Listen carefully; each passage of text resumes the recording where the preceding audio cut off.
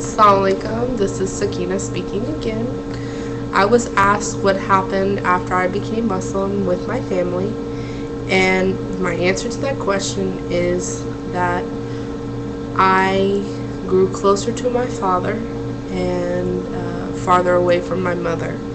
My parents divorced before I was born. I grew up with my mom most of my life, and then I went to my dad later in my teen years. And my father, he never really had a connection or an establishment with any religion. If you ask him what he is, then he would tell you he is a Christian. However, I've never seen him go to a church or pray or anything like that. My mom, she became very ill when I was younger, and when I was about 9 or 10, that's when she really started pushing into Christianity. However, before that, she did take me to church occasionally. And my mom, when she found out that I was Muslim, she did not like it at all. And I don't think she really knew exactly how to handle it at first besides anger. She was very angry, she was very bitter, because she felt that I was telling her what she had taught me, my life was wrong. And that's not what I was telling my mother at all. I could never tell my mom that what she taught me was wrong, because that's her belief system. And in Islam, it actually teaches you that you are not supposed to, be disrespectful of anybody's religion, regardless if it's right or wrong. My dad and I, we actually have grown closer in our relationship. This past year, I was fortunate enough to go spend time with my dad, and we developed a closer relationship. And that's one discussion that my father and I don't really have is about religion, because I don't think he really understands anything. Maybe he understands a little bit because he's highly intelligent, but not about religion or anything like that. My mom and I, we don't talk that much, and when we do, the conversations are very dry, and she starts talking about religion, and I don't, she tries to pick fights with me a lot of the time, and I don't want to do that with my mom because it's not right. I have tried to talk to my mom about Islam, and she doesn't want to hear it, doesn't want to hear anything about it. The main thing that my family has a problem with is with covering, wearing hijab. They don't like that. Now, my grandma and I, we actually have a closer relationship. My grandma from my mom's side, being that my grandma raised me most of my life, and my grandma on my dad's side, she, she's Christian and everything. She goes to church and whatever. But she thinks that basically I'm just experimenting, and being is that she was Christian, she converted to Judaism when she was married to a Jewish man, and then she converted back to Christianity. So she believes that I'm just having an experimentation moment. I don't think that I'm experimenting, being is that I have been Muslim for 7 years now. I think the stage of experimentation is past. My family, I didn't tell them anything because I wasn't living directly with anyone, and I wasn't talking to my mom and dad on a daily basis, or even my grandparents. But my suggestion to someone who is thinking about becoming Muslim would be that talk to your family. Even if they're not a part of your life, everyday decisions or whatever it is, talk to them, because when you make a lifestyle change, when you make a religion change, it's going to affect them, and it's going to affect your relationship with them. Sometimes it's good, like what happened with my dad. My dad and I have gotten closer, or it's bad, like unfortunately with my mom. I miss her a lot, and I miss the conversations and stuff that we used to have, and our relationship. But it's a sacrifice that, you know, unfortunately sometimes things like that have to be made. And, you know, my mom does talk to me, and we do have good conversations from time to time, but when it comes to religion, we know that that's a topic that we shouldn't discuss, and I try to avoid those kind of conversations with my mom because she gets so angry. And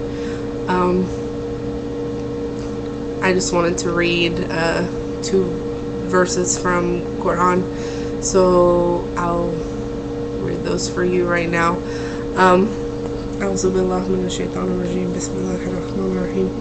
This is coming from Al-Araf, that's number 7, and it's verses number 16 and number 17 and number 18.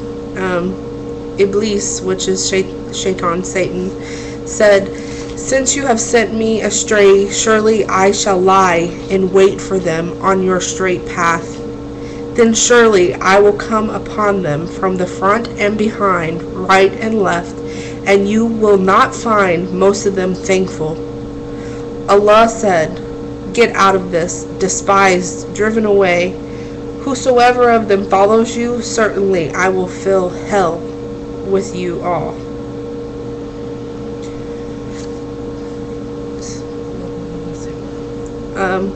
This to me is very strong, because this is actually comes from when they were in the Garden of Eden. This was in the beginning, and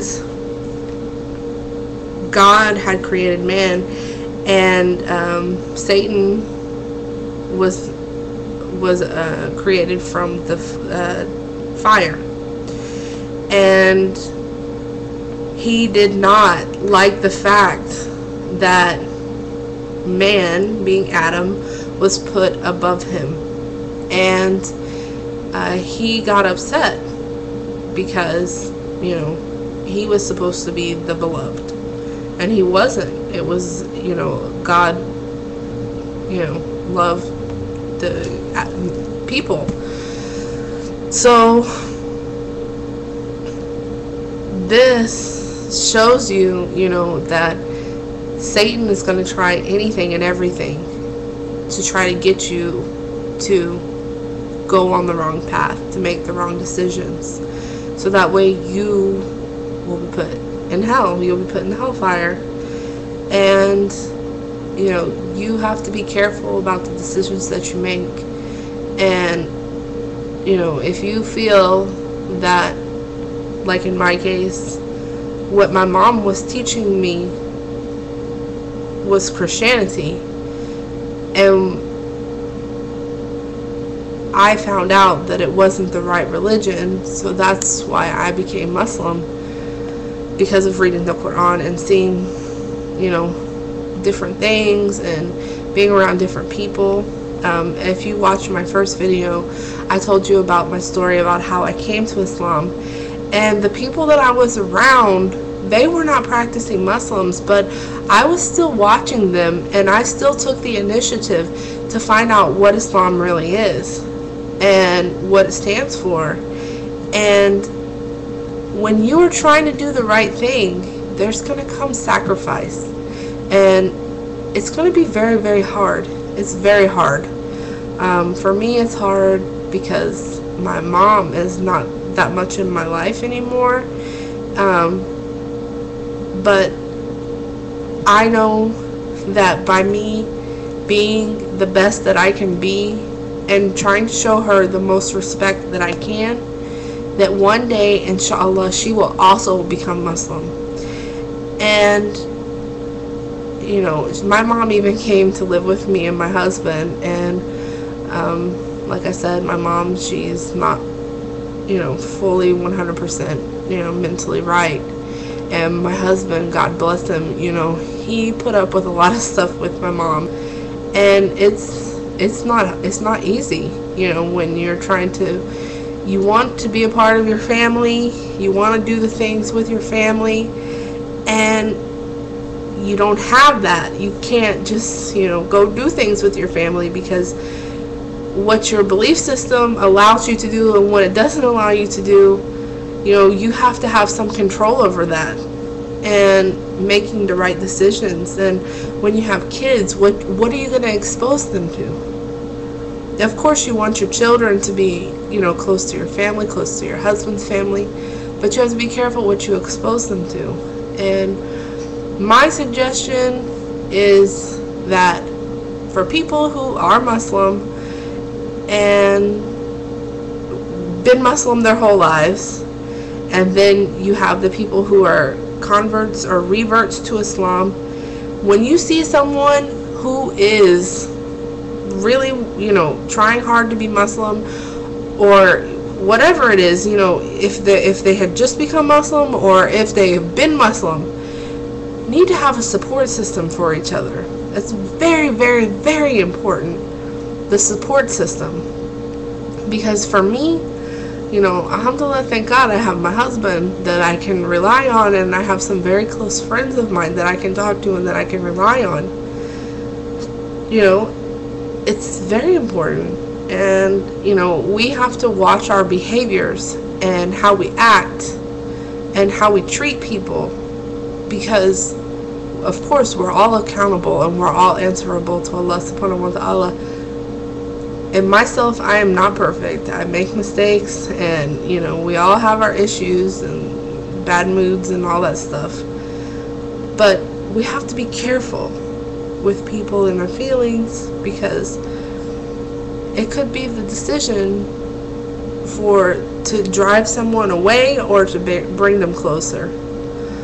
I hope I answered your question about what happened after I became Muslim. I did go off topic a little bit, but hopefully, if I said anything to offend anybody, or if I said the wrong thing, inshallah, God will forgive me for that. And I hope that this helps your questions. If you have any more questions, I'm very happy to answer them. And God bless. Assalamu alaikum.